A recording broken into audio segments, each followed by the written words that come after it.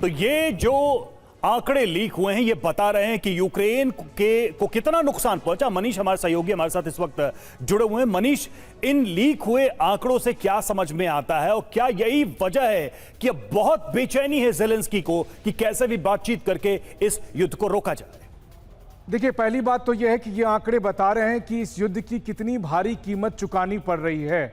Ukraine की आबादी बहुत ज़्यादा नहीं है और ऐसे में अगर 17 लाख लोग सच में मारे गए हैं इस युद्ध में तो ये बहुत बड़ी बात है।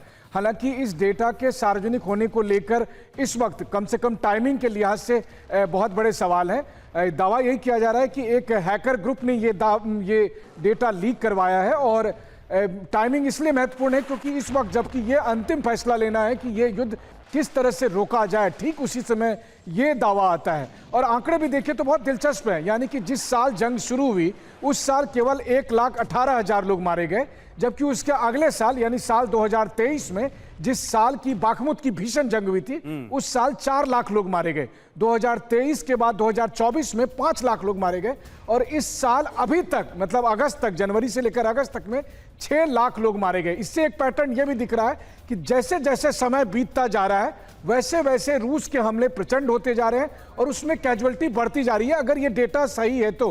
हालांकि दोनों पक्ष अपने अपने दावा करता है। यूक्रेन के आधिकारिक आंकड़े के मुताबिक रूस के 10 लाख लोग मारे गए, जबकि रूस का कहना है कि यह संख्या बहुत ज्यादा है।